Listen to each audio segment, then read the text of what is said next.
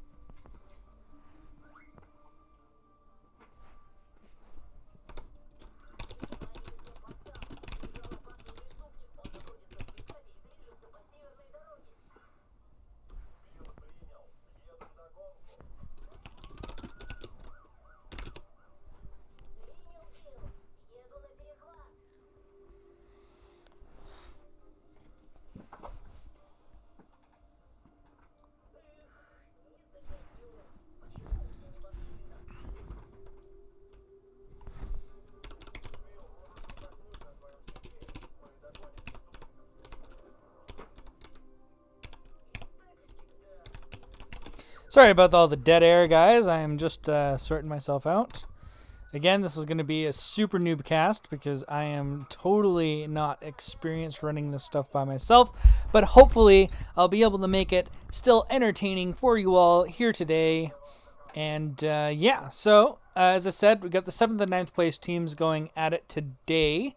We have 8 map losses and 4 map wins for LuBu, and 6 and 6 on Team Training Wheels. So it should be relatively even in these two matchups. Let's see if there's anything else that I can. Okay, they're gonna have a quick bathroom break, so that gives us some time. Just let me know when you are ready to go. Everything should be going nice and easy now. While I talk a lot a bunch of back in the background. All right.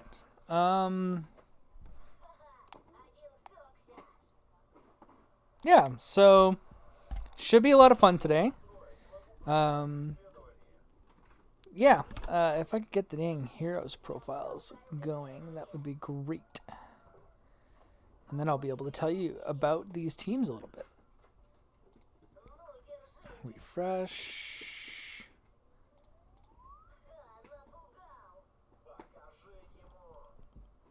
Okay, not everything is completely updated, but it looks like they like to play a lot of Johanna, Kael'thas, and Cassia on the side of LuBu.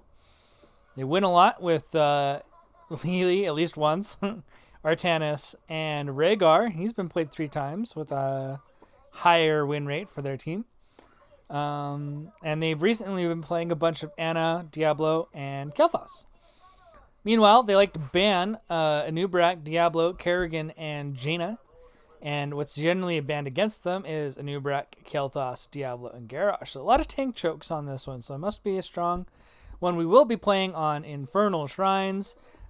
We did have the map bans come out already, as it's already listed on the screen, which they don't want to see Towers of Doom or Battlefield of Eternity. Alrighty then.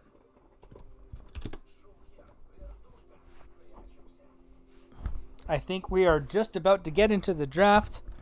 I will swap us over to that screen as soon as it starts. Just give me a moment. Not super professional yet. I know we will get there. No worries, guys. No worries.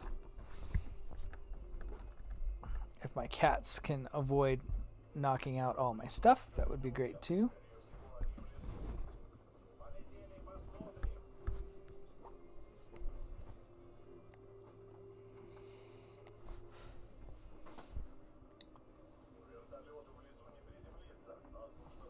We've got the ready check from both sides. Just waiting for the host to start the game.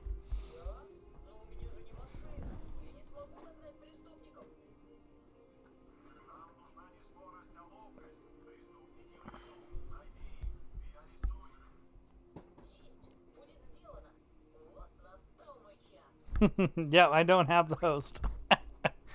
3, 2, 3, 3, 3. There we go. Double threes, double ones coming out. Making sure we're all paying attention. And in comes the draft screen. Infernal Shrines!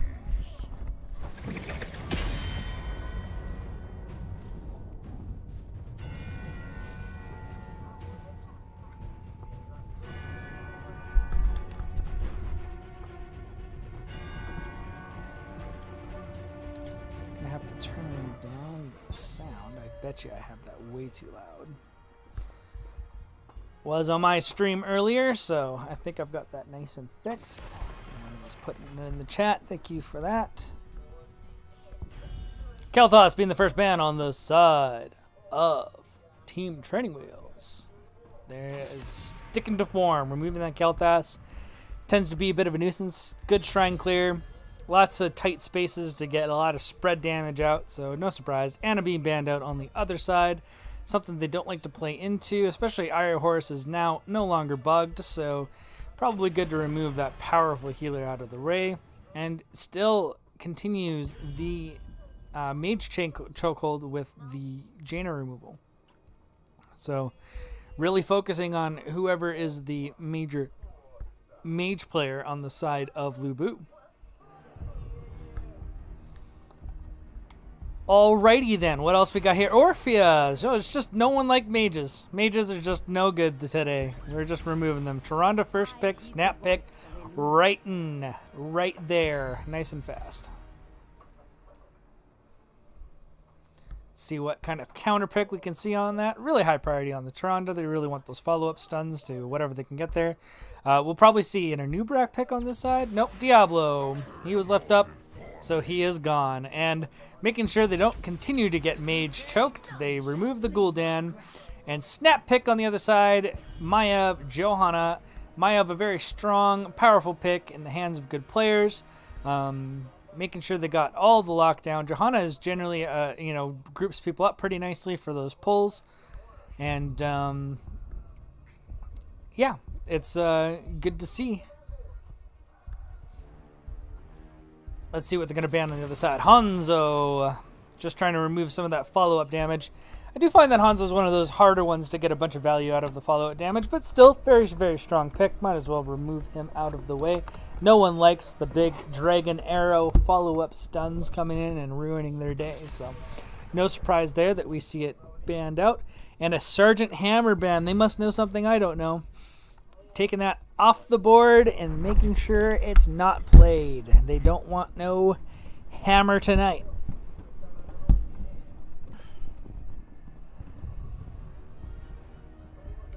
So let's see what we can get in the 3-4 pick slot for the side of LuBu. And as we mentioned before, Cassia seems to be a common pick for this team, so staying true to form, they will pick up the Cassia. So, needing to round out their draft with their 4 or 5 picks, we need follow-up damage for the Maiev and all of her CC-ness, and then we also need some off-lane. So let's see what Team Training Wheels decides to do today. Leoric and Raynor, very strong. I like this draft. It's very standard.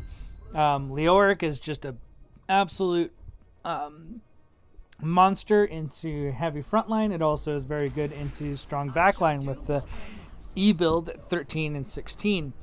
And Raynor, of course, is probably one of the best follow-up damage to Maiev that you can get that's left on the board, at least. So, not a surprise. Alexstrasza rounds up the draft. A priority pick on this map for several teams. Anybody that's got a good Alexstrasza can really make those fights very difficult. So, we'll see which one of these two can come out on top. Both are very powerful drafts in their own right. Cassia gets kind of a soft counter versus the Raynor, and the Maiev is actually pretty good into that as well, and so is the Arthas. So it seems like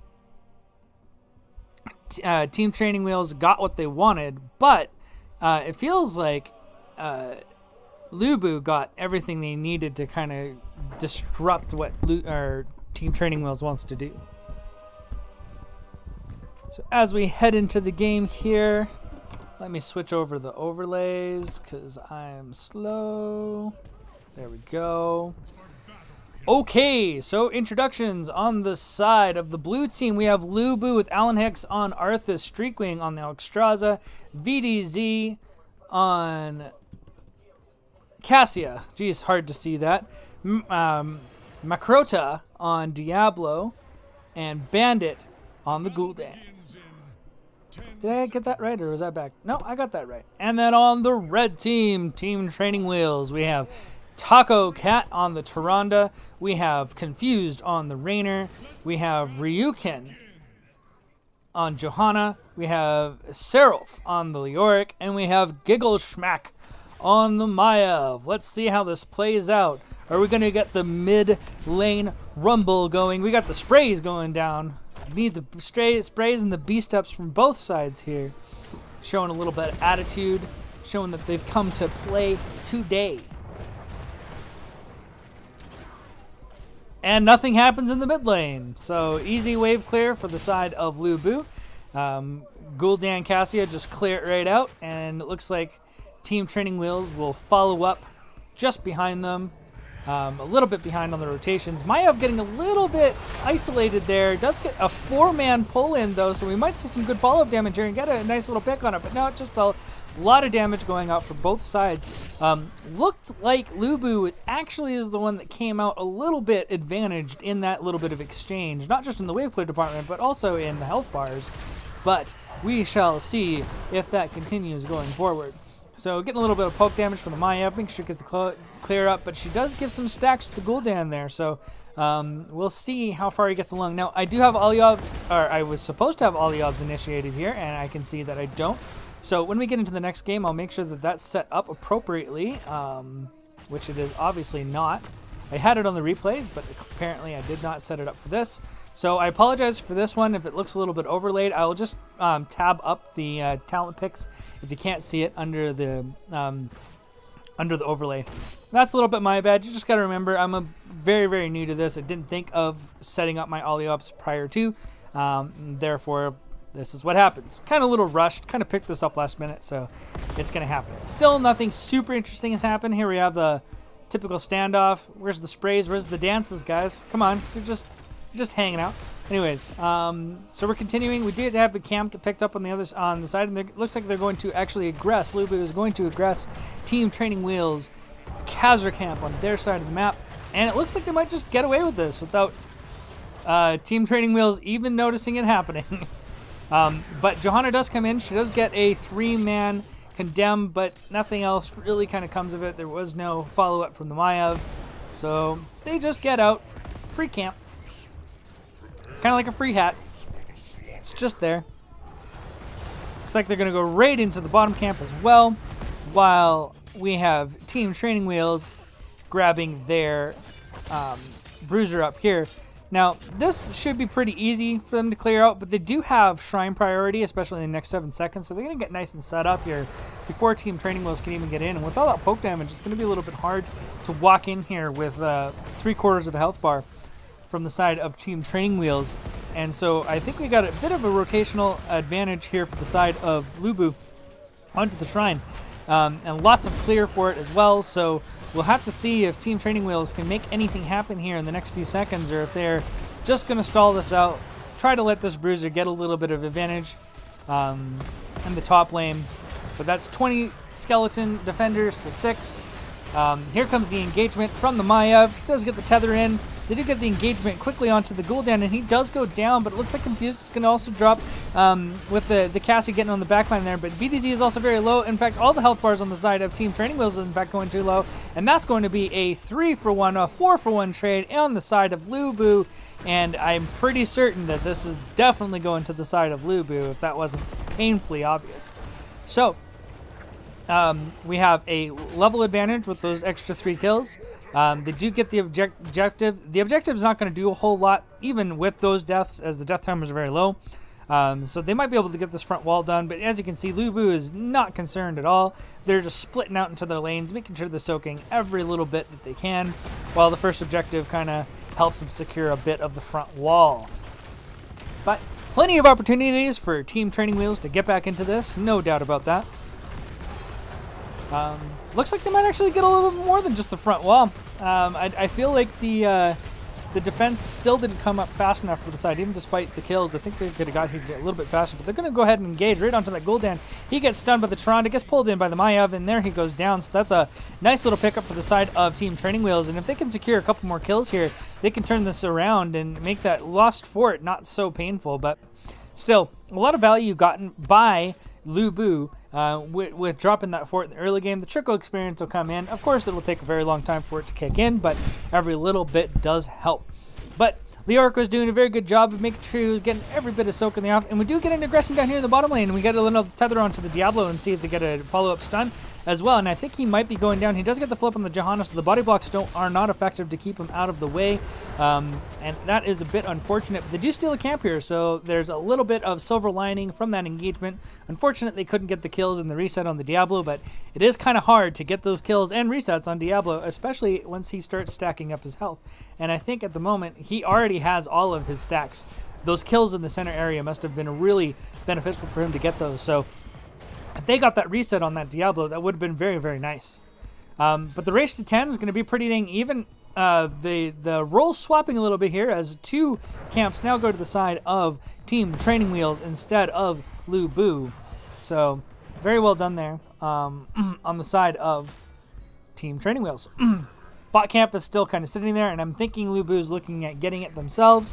You know, the goat camps, they just kind of poke and do things. They're not all that much effective. I don't think that I think they're one of the weakest camps. We do get a condemn and a punish onto the Streakwing, but he's able to get behind his walls and get out.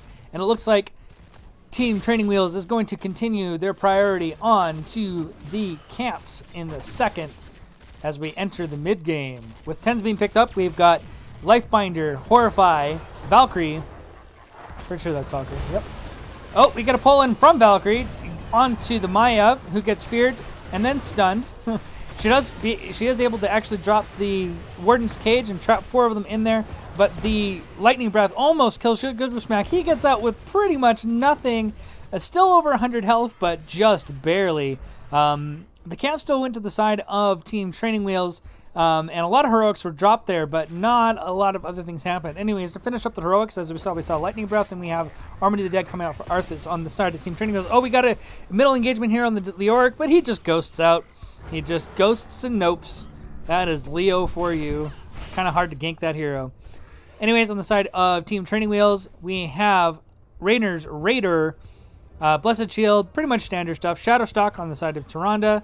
Everybody's going to be getting their own Bruiser Camps, Warden's Cage, as we saw from Maiev, and March of the Black King, which is a little bit odd, but as we can see here, we might be going for a bit of the new Drain Life build as opposed to the typical Ghost Walk build. But I will say the Wraith Walk build is pretty good into this team, but the Drain Life build should also be pretty good into these two very heavy frontliners. So not all that big of a surprise. Easy clear for the side of Team Training Wheels, taking out the camp. Of course, these two top camps aren't going to do a whole lot for a top objective.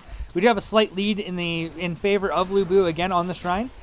They do still have Dragon Queen up and ready to go, so once they get past that 20 point, you can probably expect to see them pop that once the engagements start. Arthas is getting on top of the Leoric. That's not going to do a whole lot. He's just going to suck some life out of him. Confused does get hit by the Valkyrie, but he doesn't get too much pressure onto him. Bandit does get engaged on it. It was a little bit of a weird animation there, but nothing else really. Warden's Cage goes down, tried to group everybody up, but it's Maiev that in fact goes down, despite the fact that Cassia is extremely low. The Dragon Queen kind of come out and saving everybody in that type of situation. We're still sitting at a pretty close to the same count, but as we saw Maiev go down, I'm pretty sure that this shrine is also going to be going to the side of LuBu. Sorry guys, I need to take a bit of a breath. I feel like I've been talking way too much, way too fast for the last few minutes. Ryoken getting slammed into the wall by the Diablo. He does just pop his trait and walk out. Confused trying to get as much poke in as he can on the Rainer, but as expected, the second shrine of the match goes to LuBu. So is it going to be a 5-man push, or are we going to see some splits? So it doesn't look like it. Looks like we're going to get a 5-man push and a 5-man defense. We get another Valkyrie coming out, but that was nicely dodged by Gilgashmak on the Maya, making sure that he doesn't get pulled into that.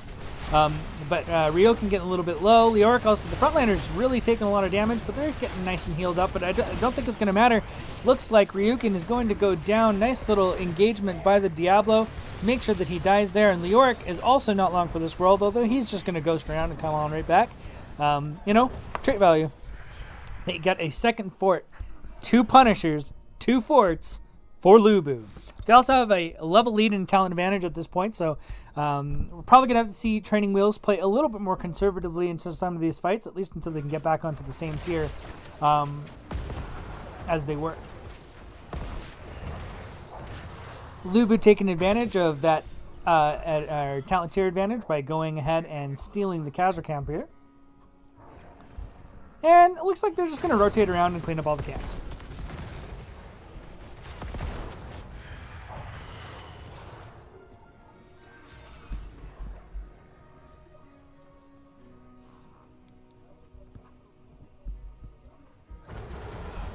One, two, 3 camps out of the way.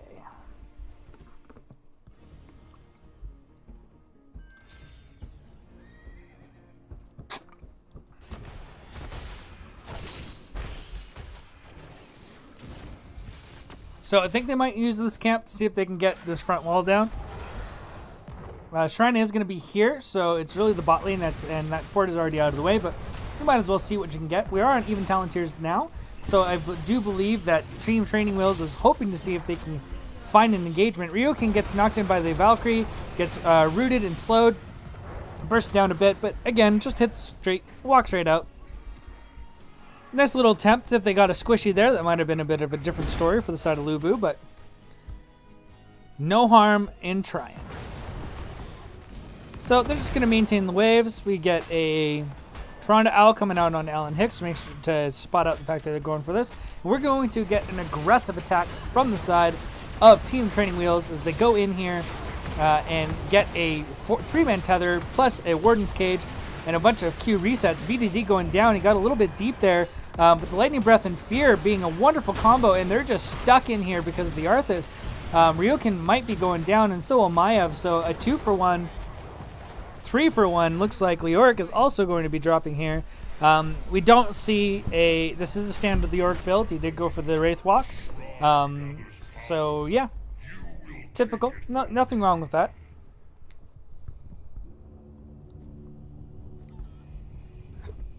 Three-for-1 trade, 10-3 kills, and they're just going to use that advantage with the 16 coming up really quickly to secure the right side Bruiser camp.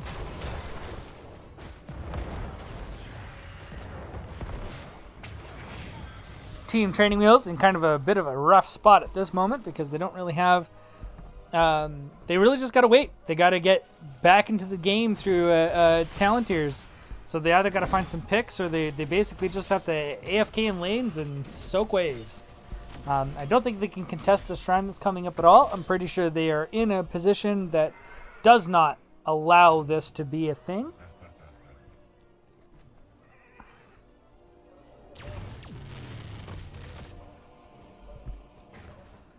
So it's just going to be a free shrine clear for the side of LuBu. That Lightning Breath and Horrify has been really working out for them in a lot of these engagements. So engagement goes down, they drop Lightning Breath, slow everybody, hit everybody with Horrify, so they have to walk around inside the Lightning Breath, and then they just kind of clean up the fights. Cassie gets in, does her damage. Dead or not, she's still getting it done. Arcane Punisher pushing on the bottom, so this could be a very big threat, especially with the talent tier advantage on this keep. I'm not entirely sure if they can go core without at least a couple kills. But we're definitely going to want Leoric to rotate down here eventually here. I know he's trying to get his soak, and he can probably get that last wave here, but they might just be sacrificing the bot keep though. Could just be leaving it for them and saying, hey, we know that you're going to get it, so we're just going to put poke on this Immortal, and keep's going to go down. We're going to get 16, and then we're going to re-engage. Half health Immortal. We do get the stun going out onto the Maiev. Ryoken does get pulled in by the Valkyrie yet again. But with that Elun's chosen, he stays alive despite the extra. But the fear goes down and knocks him out, and he does die anyways. But a wonderful tether by Maiev into the Warden's cage definitely stops any more further aggression from the side of LuBu with the kill on Cassia. So wasn't perfect, but about as good as you could expect on the defense. They do lose the keep, but they are back to talent tiers. They do have a couple more opportunities to get back into this game. Looks like they're just going to clean out the mid lane while LuBu takes care of the bot camp here. And that's where we're at. I'd like to see Team Training Wheels try to get a little bit aggressive here. They really got to try to find a way to even up this experience. They can't lose the race to 20. They have to be able to take on the next shrine, which it will be in the mid lane. Lucky for them. They do have a fort and a keep in the way of this. But of course, as we're getting into the late game, those forts and keeps, the forts will just melt very, very, very quickly. So despite there being a fort here, it won't really matter. If they do lose the objective, it will probably just be melted. So everybody's kind of roaming around as 5 on the side of LuBu. They're pretty confident in their ability to race this out to 20. So much so that they're actually looking to aggress with this Khazra camp in the middle to see if they can pick up this fort anyways and further that lead. They grab a globe, and that's about all they managed to get out of that aggression. As I said before, the Khazra camps aren't exactly the best. They don't really do a whole lot. We do have a Valkyrie going out and catching the Leoric. He's just going to ghost out, and he should probably just ghost into the team there. They do manage to get a Warden's Cage and a Tether him, but Leoric does eventually go down, but so does Cassia. Ryukin getting very low, but he does get boosted up by the Tyrande in the middle of the fight. But he's still in the middle of their team and taking a buttload of damage, and it looks like he's going to go down. Unfortunately, that might not be the end of it. They do get a Tether onto the cooldown, but that's not going to be enough to get a secure kill. But now Confusion is in a really bad spot, and he gets wall banged against the wall by the Diablo Makrota, finding that kill. And that's a 3-for-1 trade. Not what we were looking for, and the race for 20 is a pretty much nothing but a foregone conclusion at this point. They are probably going to continue to maintain map control. Going to come up here and grab this Bruiser camp. Maiev might be a little bit brave here, but I guess he's feeling close enough to his walls that he should be all right. They're a little bit too focused on the camp to present a significant threat to him in that situation anyways. So they're just going to steal this Bruiser camp, pop back over to their side, take this Bruiser camp, and since the shrine is activating right now, that seems to be like the good play. Team Training Wheels, they don't have the luxury of waiting out level 20, and they will lose this objective if they do not set up here very soon. But I also understand their hesitance of not wanting to take a 20 versus 18 fight. So they might just try to go for the soak, sacrifice yet another keep, see if they can get a counter kill or two off of the objective fight, or during their siege, or rather on the core. But it doesn't appear to be the case. It looks like they have called and said, we can't lose this. We have to be here. We got to get this. So they're going to take a 20-19 fight, it looks like. We have Leoric coming in the back. We have Gilbert on the back, getting onto the 3 in the back line, but the Lightning Breath goes immediately down. Warden's Cage comes out. He does pull them in. He catches 3 of them in there, but it's all the front line for the most part, although Alexstrasza was in that little bit of a mix. And we see Ryukin getting extremely low. Same thing with Gilgamesh over here in the back line. Cassia just doing a boatload of damage to the enemy team. Same thing with Gul'dan. And Maiev is a sliver of health. He goes down, is not going to live through the day. And that, I believe, is going to be the end of it. That is 2 down, another Protector, and this should be a pretty hard siege to defend here in the mid lane. With the fort done, they do at least still have the keep, sacrifice, and it looks like LuBu doesn't care. They're just going to go for the top keep. It's already more than half health because of that camp that they got earlier, which worked out for them perfectly. And I think they're just going to look to do a slow siege up onto this. If they can get another kill, that's pretty much going to be GG. Ryukin gets rooted by the Arthas, and we'll see if Raynor has enough to be able to stop this push from coming in. They do get this nice root onto Ryukin, and they do get the Valkyrie onto the Confused, but he's able to kite himself away onto the other fort. without going down, but this core is starting to drop low, 81%, 80%. Ryuken's still very low, but they do get the kill onto the Arthas. We might end onto the Cassia, so this might actually be defended core. Ryuken does go down, but I would say totally worth it for a 3-for-1 trade on your tank. No problem there. Maybe this siege through the top wasn't the right call. They should probably have taken out the fort, come down to the other fort, and pushed in with their Punisher to give them an advantage. Instead, what they do is they lose all their souls. They take a 4-for-1 trade. They do get 50% on the shrine, and this could still go down. They really got to stop this. But they got about 3 catapults sitting on the bottom lane. Lyric's got to clear this out because this might just actually end the game right here if they get another shot off. So just 10%. Very, very, very close. No caster core tonight. Well, I guess it was very much a caster core. What am I talking about? 100%. But all 3 keeps are down. 10% on the core. This could be backdoored at any time. Despite those kills, there's really not a whole lot the Team Training Wheels can do at this point. They've really got to reestablish map control, but that's going to be very difficult for them to do when you've got catapults spawning in every single lane from this moment out. And if you're not careful, LuBu can just find an angle, get backdoor this, and even just a few seconds of sustained damage on the core, and this is a done game. So they're gonna pick up all the camps, and look at LuBu. They're just like, we know you're on a camp. We're probably just gonna, we know that you're also split, so we're just gonna look for it. Gecko going kind of a very scary area. If that was revealed at all, he might have just been pinned into the wall by the Diablo there. But they do ghost out. They do get out of dodge. They do manage to avoid the death. So 5 are back up, 21-22, 17 kills to 9. We shall see. The engagement coming in from the Mayav. He drops the Warden's Cage. They're looking for a fast fight to see if they can get some kills right off the bat. The reset's coming in. Alhan's getting very, very low.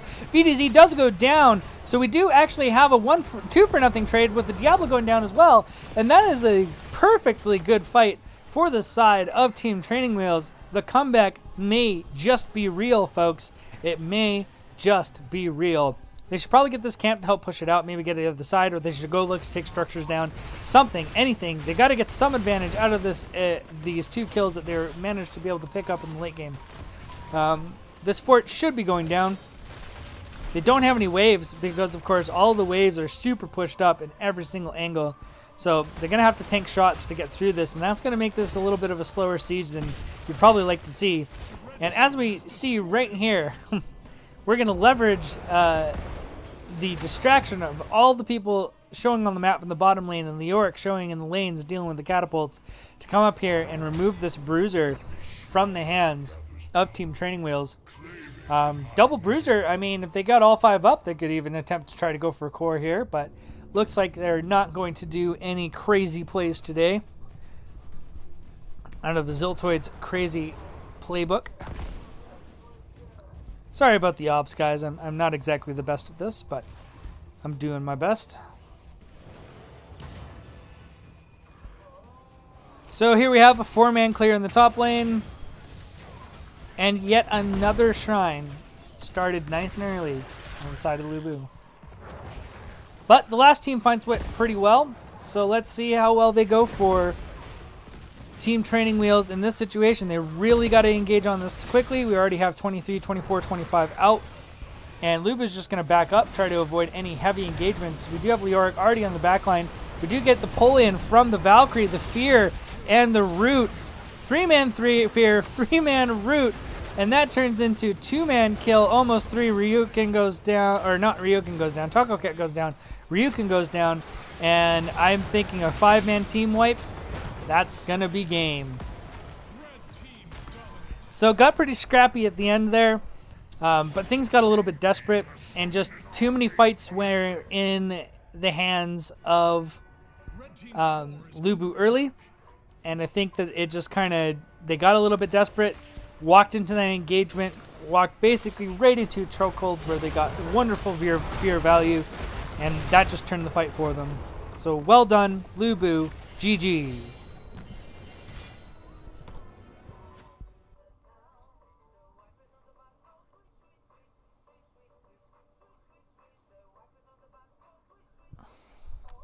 So here's the stats up, as you can see on my screen.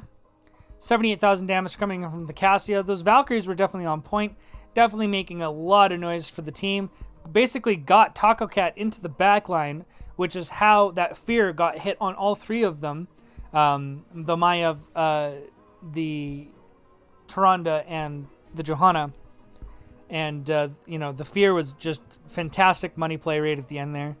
Leoric trying to do his best to macro this game, 223,000. Still, not a bad game overall from either side.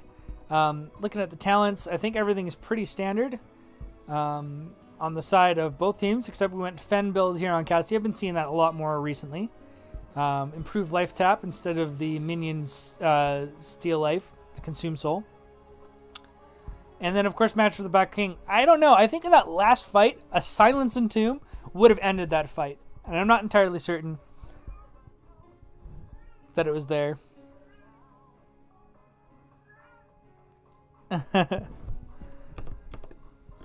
Okay, I'll try to fix.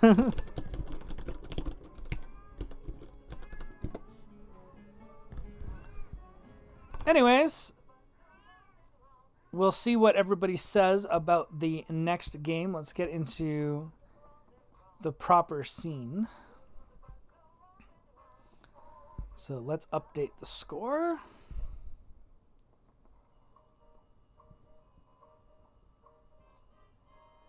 At least that's the only complaint that I'm seeing at this point.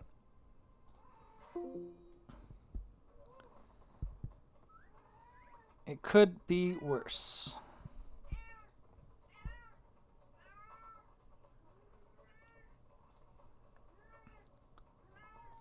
So let's close all of these and see if I can change my delay.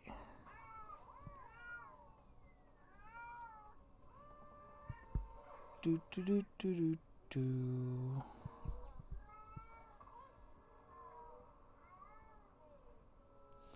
Seems like my stream health is good.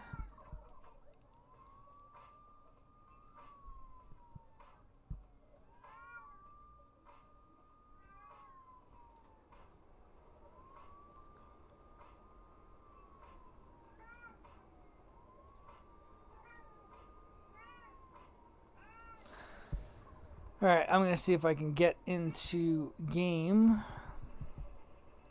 I'm not really sure what I can do about the stream delay. It might be something I have to deal with afterwards, guys. I'm hoping that everyone is gentlemen agreeing this and not watching it in real time. I'll see if I can fix it, though. I am looking into it. I will ask a question.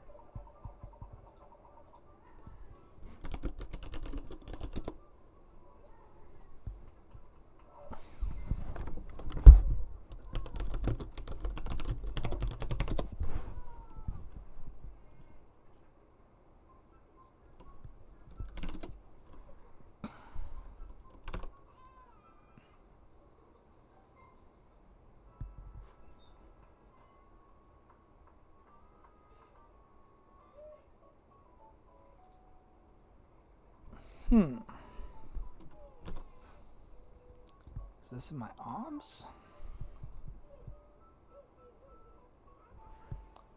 Stream.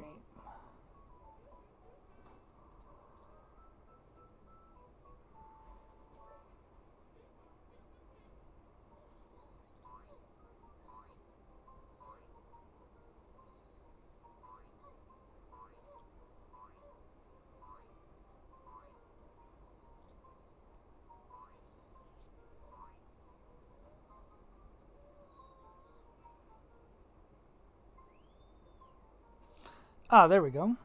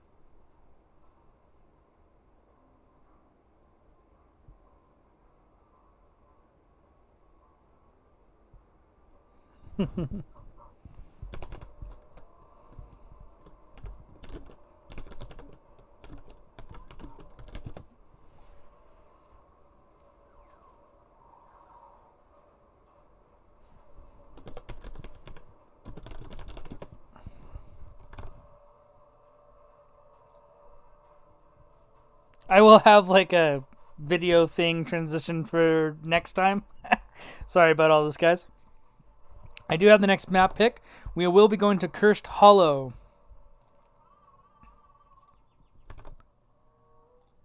I think everybody is on the right sides. This was map picked by LuBu. So it looks like Team Training Wheels went for first pick.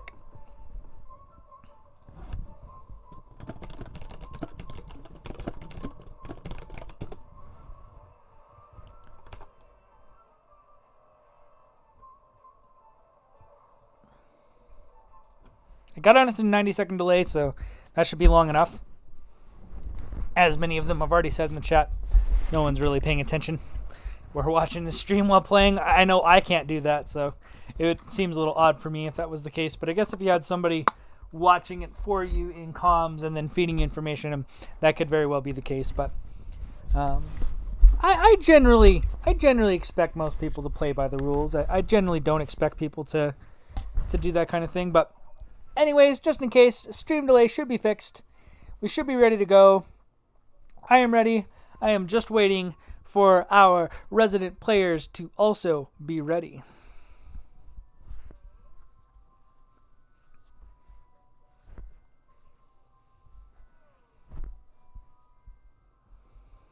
Okay, we've got the ready and the ready from both LuBu and from Team Training Wheels.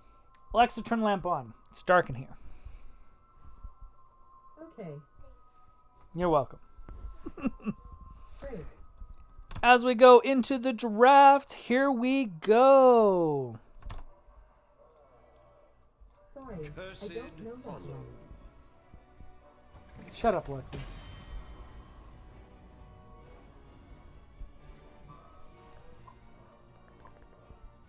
Okay, let's see if Team Training Wheels can get it back. I think they were just on the edge of a lot of those fights. There was a lot of things that they could have just almost there. So I really think that this could go 3 games. I'm hoping it goes 3 games. Who doesn't want 3 games? So we got a Kale Das ban off the bat. And on the side of LuBu, we get dun dun dun. Not coming in through fast this time. There's the Anna. All that time for the same ban you guys did last game. Jeez. Anyways, let's see what we get on this side. Are we continuing with the Mage Choke? No. Dahaka is banned. He's very strong on this map. Taking him out of the pool. Very good idea. You don't want all that split soaking nonsense, that rear poking, popping out of a bush, hitting you with an isolation and stunning your butt.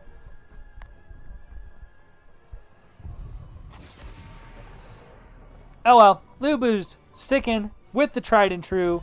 Anna, Orphea off the board. They're gone. Gone, gone, gone.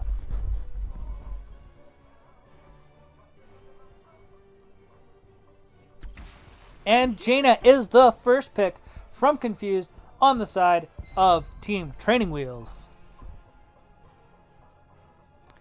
Very strong burst damage. Very good wave clear. I mean, who doesn't like a Jaina? Later in the game, she gets Ice Block. She's got plenty of sustain with the mana. And we get another Diablo Gul'dan 1-2. No Mage Chokes happening today. That Gul'dan was super strong in the last thing. Those fears were almost all on point, netting kill after kill after kill. And of course, Macrota showing us how it's done on the Diablo. And true to form, Taco Cat back on that Tyrande, wanting to get redemption for game 1. And Arthas on the side of Ryukin. That is definitely an adjustment. We are getting the Warcraft synergy. We're getting the cold synergy. Arthas and Jaina, a classic thing. Classic pairing from even the old days in Warcraft. Let's see what our third ban will be today from LuBu. Are they going to change it up, or are we going to see the same? Hanzo yet again removed from the side of, from Team Training Wheels by LuBu. And we again see Sergeant Hammer. These must be pocket picks on a couple of these players that they just don't want to see coming out. So, going for the safe.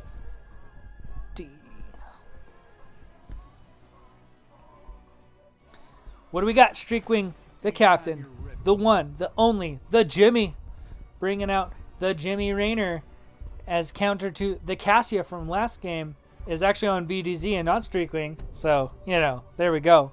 So, and Alex Straza again coming out from Streakwing this time.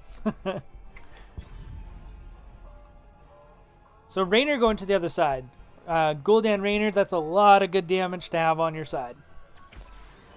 Abathur, the spicy pick. There's no Dahaka to counter you out, so you might as well go for it. And then the Thrall. We're going to bring in all the Warcraft heroes except for the lonely little Abathur. And Thrall definitely has a lot of playmaking capability with that Sundering and or with the Earthquake. He's got great auto attack damage. He's got great roots. He's got great poke. I mean, who just doesn't like a Thrall? Self-sustain is also very nice with an Abathur. So we're going to see how this plays out. Very strong hero on Cursed Hollow. How do we round this out today, Alan Hicks? And it's an Imperious, the newcomer to the offlane role, who has just been killing it. Alrighty, we have our drafts, ladies and gentlemen. Pretty much a very similar standard draft that we saw, very close to what we got from game 1 from LuBu, and a bit of spiciness coming out from the side of Team Training Wheels with the Arthas and the Abathur pickup and the Thrall. I mean, didn't see all those coming. But here we go, getting ready for the game.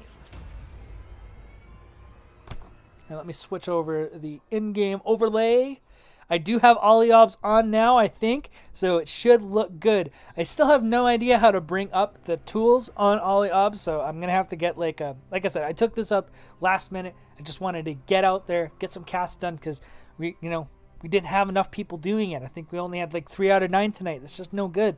So I just had to get in there, see what I could do, and you just have to bear with me being a noob solo caster today.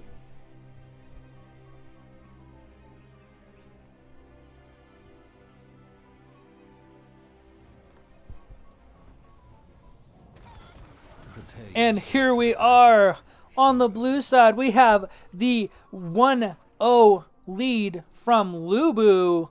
And we have VDZ on the Jimmy Rainer.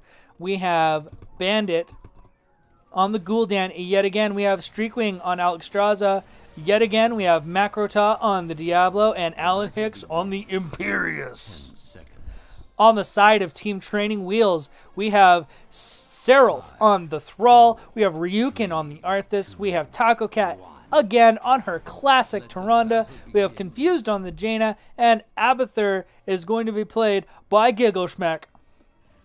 Let's see how spicy the mid-game use it or lose it fight to end all fights goes down. And it looks like we're not going to get one.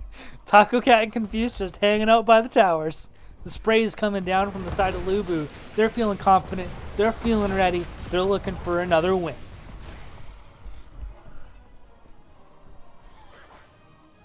And true to form, a really fast wave clear from the side with the Gul'dan. Interesting to see a bit of a rotation happening out. On this map, it's very uncommon to see a lot of rotations outside of looking for ganks. Just because, I mean, it's huge. Look at this. Look at this. It's huge. Anyways, so we're back to the mid-fight, and still nothing really happening. Just Alexstrasza burning all the minions. But we have very quick rotation to the Bruiser camp on the side of Team Training Wheels. I like to see this. As an early Bruiser, they're going to get this. It's going to push out in the mid lane. I'd like to see them kind of rotate in and try to push it out. But Abathur, that might be a little bit difficult. We'll just have to see kind of how they decide to play that out. But they're going to get this. They're going to let it push out. They're going to come down here and they're going to get this and hopefully cap it right before the tribute comes up, because that's what. Now we do have Thrall and Raynor duking it out in the top lane, and Thrall was losing. I think in the early game until Echo. And I think that's when he went. Echo of the Elements gets done. Thrall's like half a hero, so not a surprise there that Raynor can just kind of poke him out a bit in the lane there. We do have an early Giants camp from the side of Team Training Wheels. Looks like these guys are ready to siege up, but of course, all reacting to the positioning of the first curse. Very good awareness from both teams. Liking what I'm seeing, and we have a capture on the Bruiser camp from the side of LuBu as well. Now let's see if this gets any structure damage. It was a little bit slower than you'd probably like to see. They don't exactly have very fast camp clear on the side of LuBu, so it wasn't all that surprising. But they're going to clear this out really fast, and I don't know if this is going to get this tower. It does! The hero! The minions get it. The tower goes down, but the gate stays up, and now it's going to be the side of Team Training Wheels that have to defend the spiciness. They are very slow on getting this camp, although they did capture it, to my bad, so they're just delaying the capture on it. Well done. Gilgashmak needs to be a little bit careful there. He did give Gul'dan some stacks. It took about half damage. I think he's just going to rotate down here, or yeah, down to the bottom so that Arthas can make the rotation up. Now, classically in Abathur comps, you can't really, this whole wall is going down. There's a big siege damage difference here, and it's because they can put more bodies in, but still, 3 people, you know, on either side could, you know, are definitely available. But yeah, the Abathur wasn't in the bot lane, so they didn't have 3 people on the side of Team Training Wheels to push out theirs. And then the other camp coming up made it difficult for them to take it out. So a bit more value from that mid camp capture by the side of LuBu. And a super fast capture.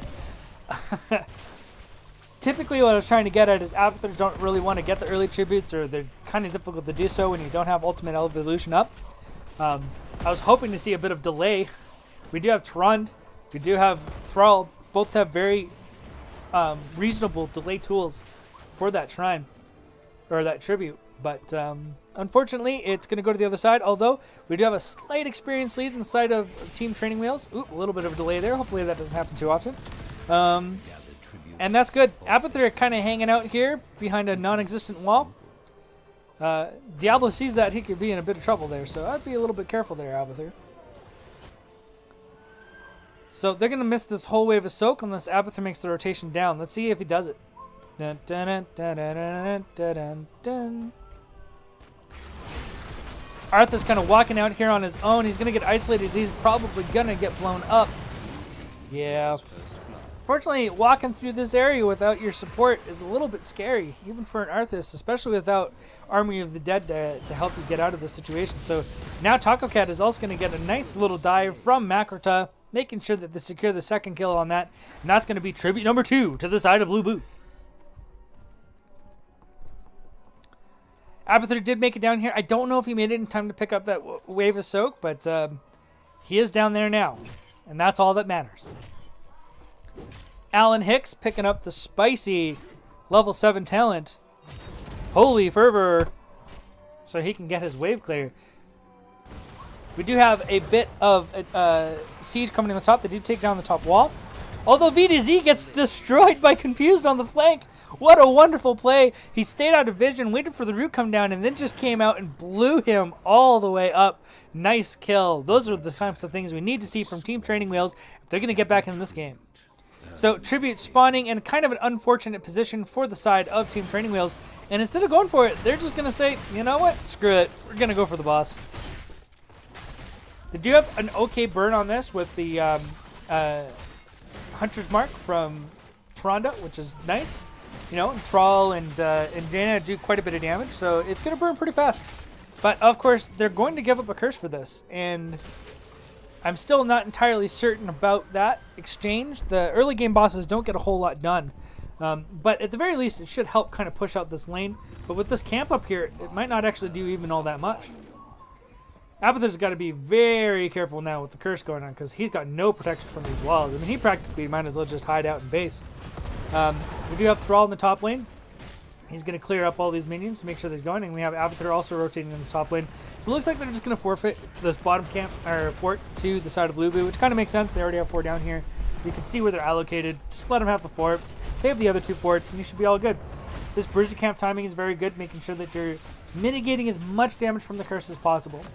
The boss does get the front wall, which is a heck of a lot better than I thought it was going to get. And it does prevent this from going down, and the other camp prevents this from going down. So despite losing the curse, we saw a pretty reasoned and well thought out plan here from the side of Team Training Wheels. They're staying within experience. They now have level 10. Every other curse after this point is going to be much harder for LuBu to 100% secure now that we have Ultimate Evolution available. And 1 fort for a curse? I mean, I'll take that trade all day. Well done, Team Training Wheels. I'd like to see LuBu maybe get onto this. Once they realized they weren't going to get anything more than that bot fort, they should have just rotated up here and grabbed this boss. They're going to grab this, but I don't think they can go for boss now because Team Training Wheels is going to be looking for that.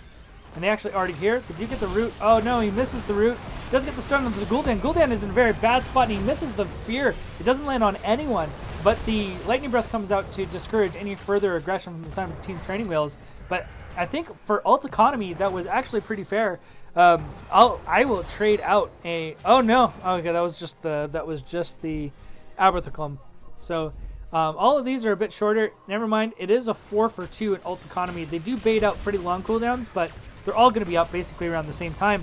And with the fact that Lifebinder and Angelic is still up, they can still feel pretty aggressive here, and it looks like that's exactly what's happening. Ryokan getting very, very low. Very good Sundering to disengage. If that Sundering did not come out, that was a dead Ryokan. Almost certainly. Very, very good peel from Serowolf on his tank there. Well done. Mule's going to come up and heal up any of that damage that was done by LuBu in this exchange. We have a siege camp pushing out the bot lane, which they're going to swiftly rotate to as 4 and clear out, leaving Raynor to handle the top wave that was being pushed out. So getting a little bit behind in the rotations on the macro, I think, on the side of LuBu. They're really sharking around for those kills, and they seem to rely on them quite a bit. Here we have a nice little setup from the side of Team Training Wheels, and they find a gold down. We need to see the root onto him and go down, and he does it. The fear goes out, and Ryukin gets completely separated, but he does have Army of the Dead. He gets right back onto Alan Hicks. Alan Hicks drops his shield, but he dies, and Bandit is in just a terrible position right now. If he gets hit by that stun, yeah, he's dead. This should be a free boss for the side of Team Training Wheels, and just like that, it flips over.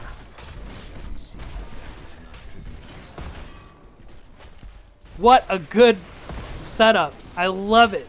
I want to see those plays. Looking to win the game. We got to, what is our win condition? We got on the back line, we blow them up. And setting up in a bush like this and getting ready for that is exactly what I like to see. Tribute is coming up, but the tribute almost doesn't even matter. Heck, if I was Training Wheels, I almost just kept pushing that boss.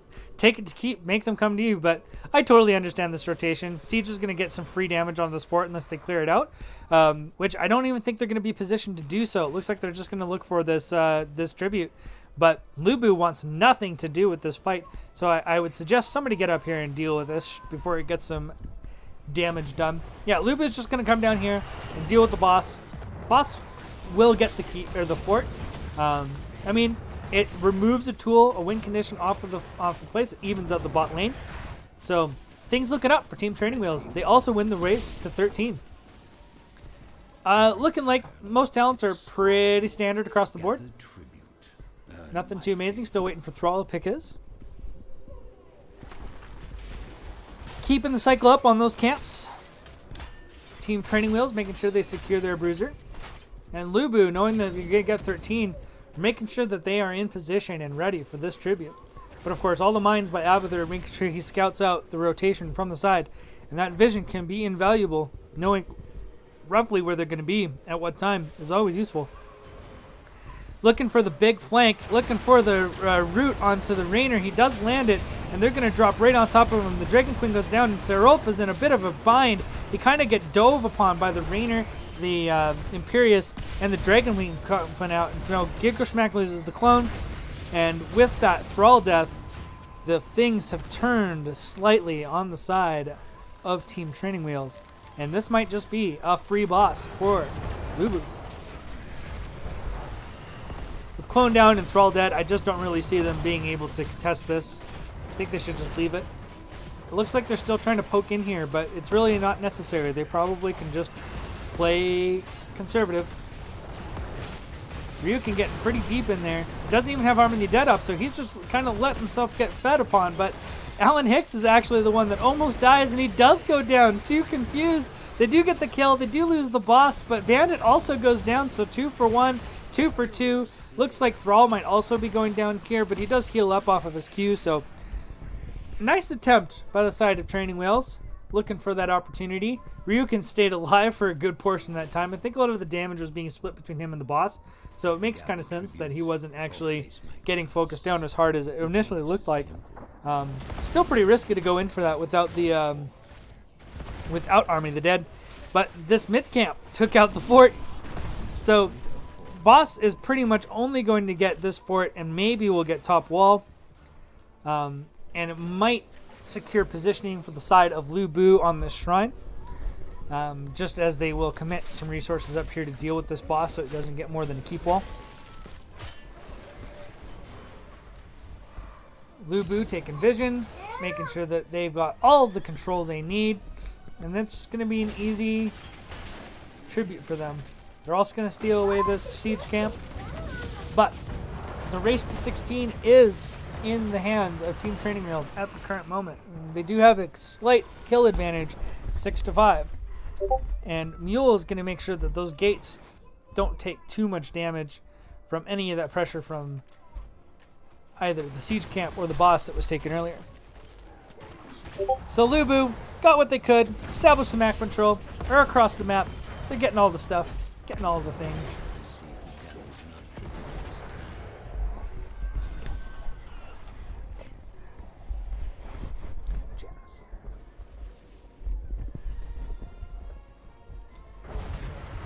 Business as usual. Sorry about that, guys. Had something happen there for a second there, so I wasn't really paying attention to what my mouse was doing. We were all over the place. Anyways, We have the next tribute. Now, this is a must-win for Team Training Wheels. They do have positioning on it, but the Raider is going to scout it out. Get in, get out. Nasty little Raider. Basically, cheat code. Map hacks. Giggle Schmack did drop the clone. He did get out there, but he just got deleted. And that is going to be a nice sundering to make sure that this fight might go in the way. But we do see the Lightning Breath going down and Sorrel getting super, super low, and he's going to go down. This fight with that clone going down was pretty ill-advised.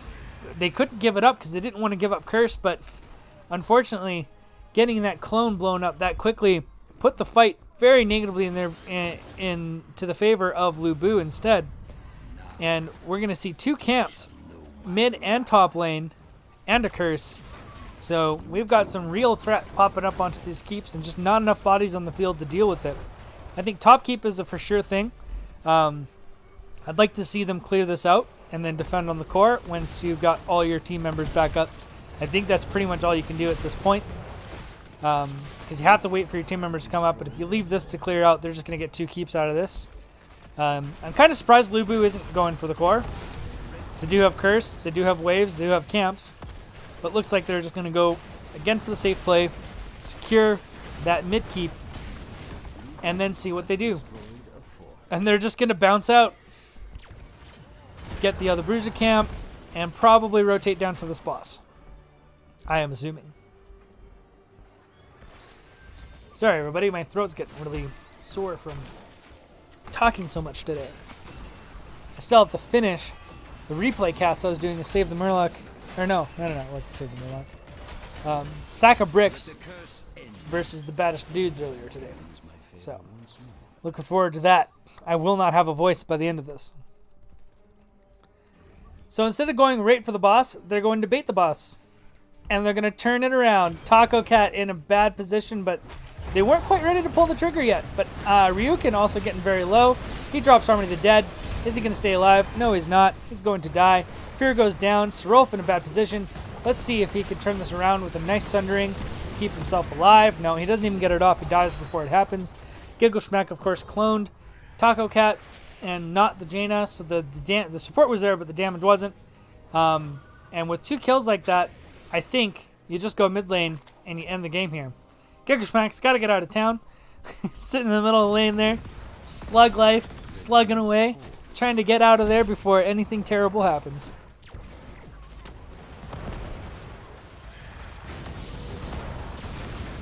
And I'm thinking that this just might be all she wrote. And a 2-0 domination for the side of LuBu.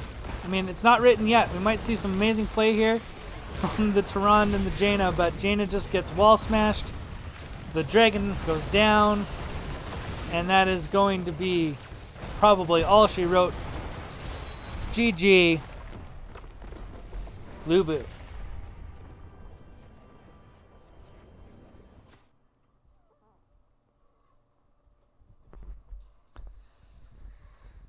So again, I think there was a lot of opportunities for Team Training Wheels to get back into that game. And again, it was just in a couple of those situations that just went a little unfortunately not in their favor. And just kind of cost them at some key moments in the game. So, a bit unfortunate. But there's a lot to take away from that match. And I think that both teams were pretty close to each other. I don't think it was not a stomp by any means. So, but very well done. Again, that Gul'dan really paying off. The Diablo controlling things very, very well. Streakwing on the Alexstrasza keeping everyone alive. And they are able to clutch it out for the 2-0 domination. And that's going to put them a little bit up in the standings now. They were 9th seed. I'm pretty sure this shakes some things up. We'll have to see what the effects are at a later time. I don't really know Imperious builds, so I'm just going to let people see this for the moment. Soak it all in, see what you think. I think overall it's pretty standard. No healing build on the Abathur.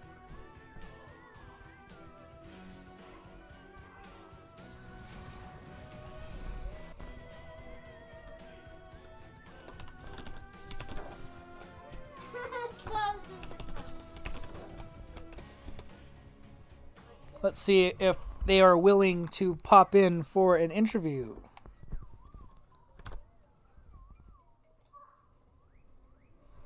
Alrighty. Let's go into the interview. I do need to set up my settings so that you guys can hear what's going on.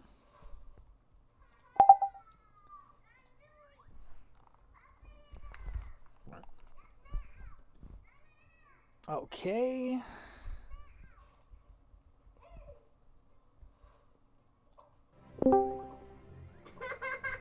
Hello there. Hello. Thanks for casting us. Hey, no problem. It's a pleasure to do so. So, you guys came out and were able to secure the domination. Being in 9th place, that must feel pretty good. Yeah, it did feel good. It's also Bandit's birthday, so it worked out. Well, there you go. Double. You're getting double the benefit here. You guys worked hard to get him that win today. Exactly. So, how did you guys feel going into the match today? Were you a little worried, or did you guys kind of feel like you had their number? Personally, I felt like we had a decent chance of winning this particular match. And I felt like, even though we didn't take a lot of time scouting, I felt like the scouting we did was pretty impactful. We also think Alex Straza is really strong on Infernal Shrines. We noticed that's a thing that they don't really run. And we thought that at least we had a game plan going into the match, and we got our game plan, and then when it worked, we were feeling that pretty good. Well, that's fantastic. I'm glad to see that it all kind of worked out for you guys in the end there. Just bear with me a couple seconds here. I just realized that maybe nobody actually heard you on the stream there.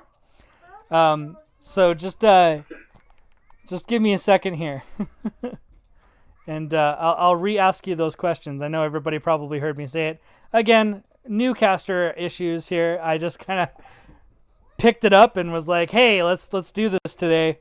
Clearly, I wasn't super prepared for it today. So, anyways, just again, tell us how you feel about getting the win over those everybody, and how you guys were feeling going into the match.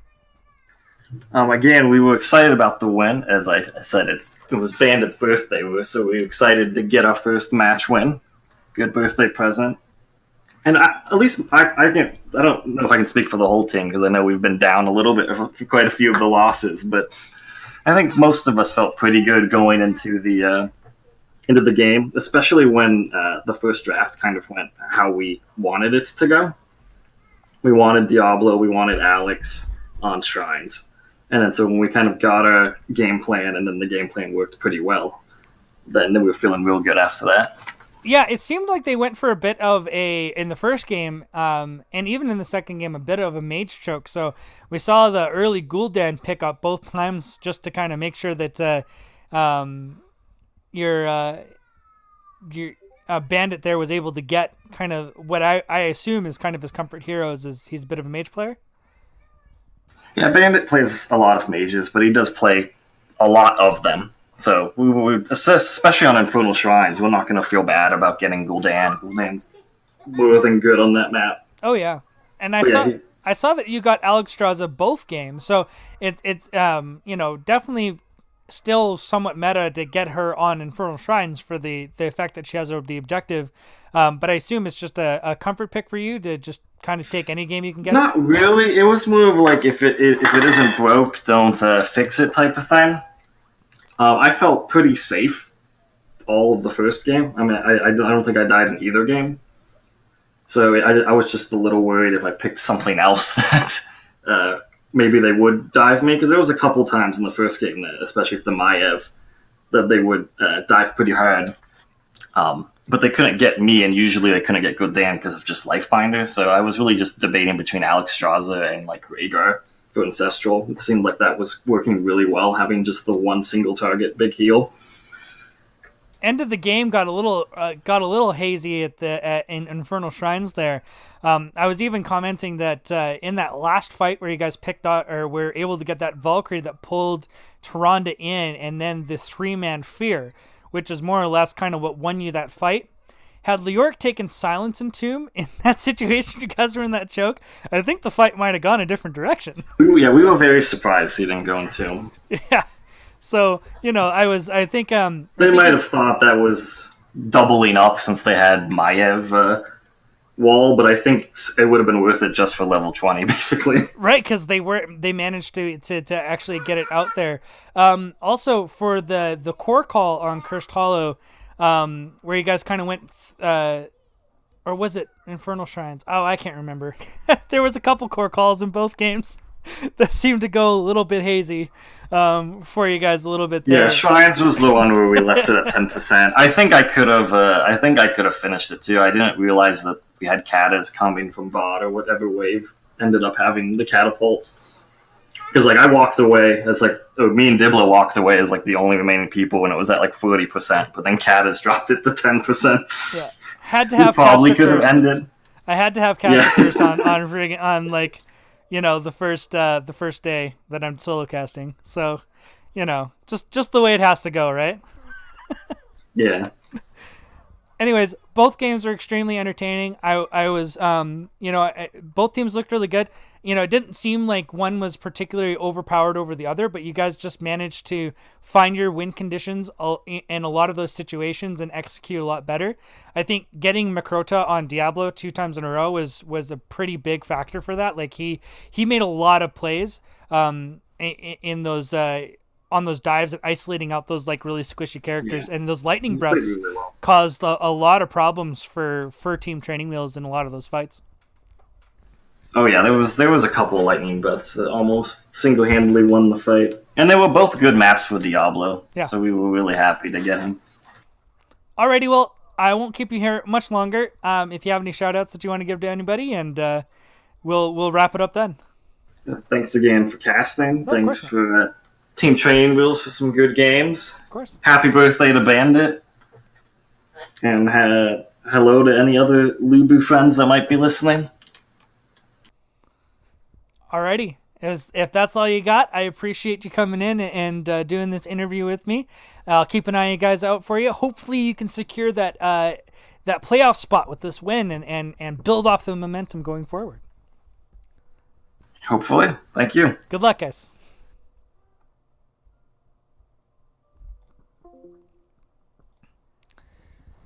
Okay, so that's it, my friends here. I appreciate you coming out today. Hopefully it wasn't as painful as it probably seemed. Doing my best here.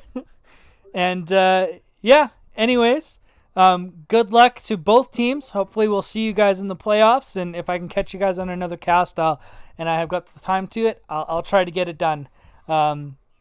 Anyways, good night all.